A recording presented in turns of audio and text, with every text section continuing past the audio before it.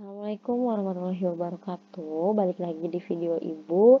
Kali ini Ibu akan melanjutkan membahas tentang hubungan roda-roda pada gerak melingkar. Kalian pasti pernah mengalami atau melihat ya hubungan roda-roda itu di mana. Nah, coba deh. Kalau kalian punya sepeda ya, kalau kalian punya sepeda nih di rumah, kamu perhatiin. Nah, sepeda itu memiliki 3 komponen gerak utama yang berbentuk bundar. Ya, betul ya. Yaitu yang pertama ada roda. Nggak mungkin kan rodanya berbentuk kotak, pasti melingkar. Terus gear depan dan gear belakang. Nah, ketiga komponen gerak tersebut saling berhubungan. Nah, nanti akan membentuk sistem dan dinamakan hubungan roda-roda. Lalu nanti di hubungan roda-roda itu dia ada yang rodanya sepusat, ada yang bersinggungan, dan ada yang dihubungkan dengan tali atau rantai. Yang pertama kita ngebahas tentang hubungan roda-roda tapi yang sepusat. Roda yang sepusat. Ya, kalau dia sepusat berarti antara roda 1 dengan roda 2, nah dia menyatu. Maaf ya jatuhnya kayak telur ceplok.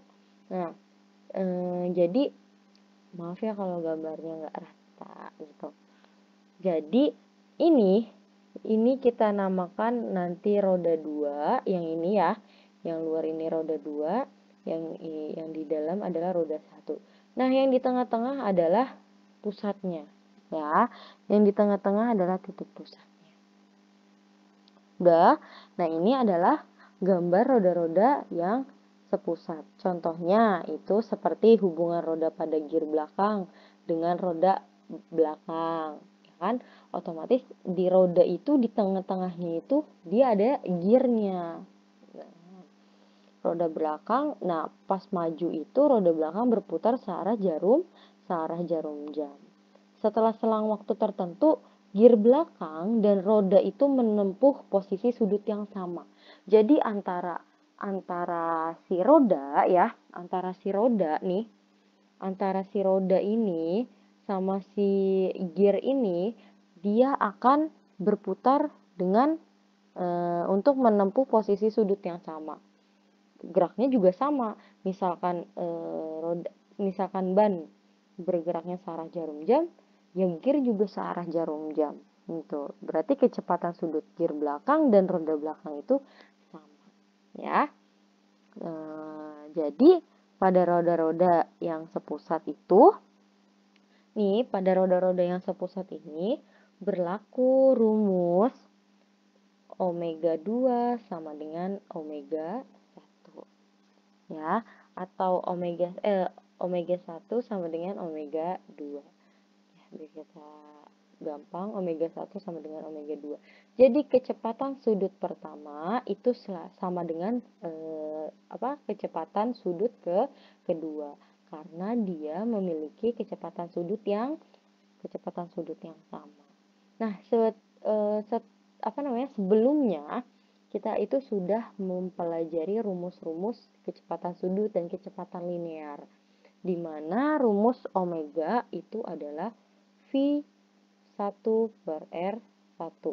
Ada rumus yang V sama dengan warawiri, ya kan, di kecepatan linear, maka rumus omega adalah V per R. Jadi kita dapatkan V1 per R1, V2 per R2. Udah, di mana omega adalah kecepatan sudut satuannya radian per sekon, V adalah kecepatan linear satuannya meter per sekon, dan R adalah jari satuannya adalah meter. Terus ada lagi yang namanya roda-roda. Ada yang kedua kita membahas tentang roda-roda yang bersinggungan.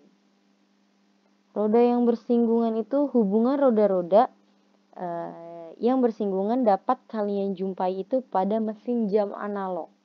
Ya, pada mesin jam analog, di mana mesin jam tersebut menggunakan roda-roda bergerigi yang saling bersinggungan satu sama lain. Jika kalian nggak percaya nih, coba kalian amati, kalian bongkar jam tersebut ya, atau jam tangan analog kalian. Nah, kamu lihat di situ.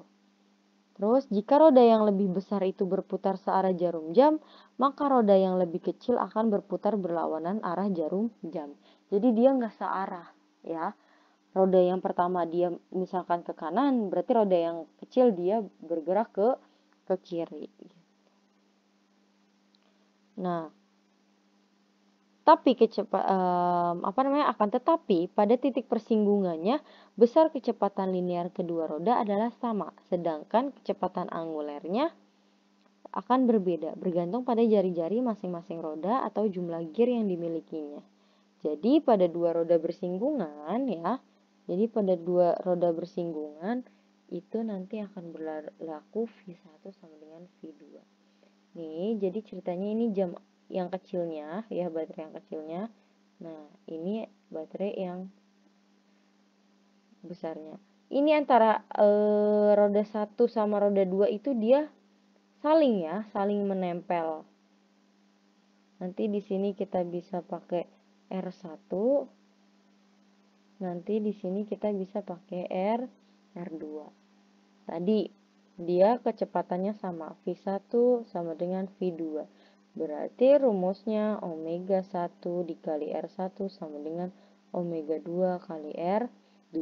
Rumus antara roda sepusat, roda bersinggungan, sama yang dihubungkan dengan tali atau rantai, itu rumusnya hanyalah satu yang dipakai, warawiri. Kalian berarti nanti tinggal bisa ngebedain kalau sepusat V1 per R1, kalau yang bersinggungan omega 1 kali R1. Ya, ada lagi yang ketiga. Tadi apa? Roda yang dihubungkan dengan tali. Ya, roda yang dihubungkan dengan tali itu adalah seperti roda-roda yang dihubungkan dengan sabuk atau rantai, seperti hubungan roda pada gear belakang dengan gear depan sepeda ontel.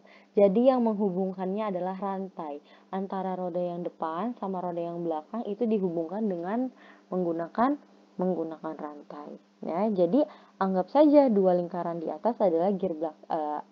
Ini nanti ada gambar. Nah, anggap aja itu gear belakang sama gear depan sepeda.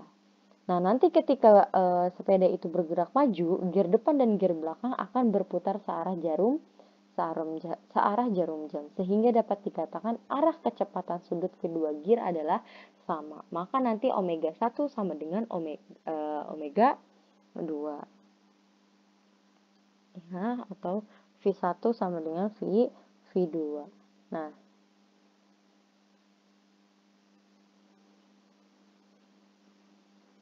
nanti yang menghubungkan antara roda belakang dengan roda depan yaitu rantai. Rantai itu untuk menghubungkan gear belakang dengan gear depan, dipasang pada sebelah luar setiap gear. Pada saat bergerak, nanti kecepatan rantai atau tali menyinggung bagian luar gear, sehingga dapat disimpulkan nanti bahwa arah dan besar kecepatan linear atau tangensialnya pada dua roda yang dihubungkan dengan tali atau rantai adalah sama. Maka nanti di roda yang dihubungkan dengan tali itu, dia nanti kecepatan linearnya adalah sama. Ya, nanti gini. Nanti di sini ada R1, nanti di sini ada R2. Jadi kecepatan linearnya sama. V1 sama dengan V2. Omega 1 kali R1 sama dengan omega 2 kali R2. Atau omega A kali RA, omega B kali RB. Nah, selanjutnya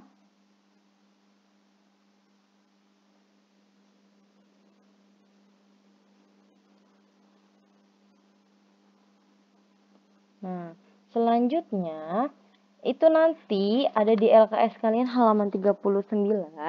Jika roda-roda 1 dan 2 pada gambar B dan pada gambar pada gambar roda yang bersinggungan dan roda yang dihubungkan dengan tali itu mengalami perpindahan putaran roda gigi yang jumlah giginya berturut-turut N1 dan N2, maka kecepatan sudutnya 1 dan 2 maka dapat dirumuskan sebagai berikut. Sebagai N1 per N2 sama dengan omega 1 per omega 2. Di sini adalah jumlah N-nya itu adalah jumlah gigi roda 1 dan 2. Omeganya adalah kecepatan sudut roda 1 dan roda 2. Nah, ini adalah penjelasan tentang hubungan roda-roda. Kalian berarti harus bisa hafal rumus ya, dan harus membedakan mana rumus roda yang sepusat, roda yang bersinggungan, dan roda yang dihubungkan dengan tali. Biasanya lebih banyak keluar 3 itu. Yang banyaknya putaran sama kecepatan sudut itu enggak, itu buat pengetahuan kalian saja. Ya, cukup sekian pembahasan roda-roda, hubungan roda-roda. Kurang lebihnya mohon maaf. Wassalamualaikum warahmatullahi wabarakatuh.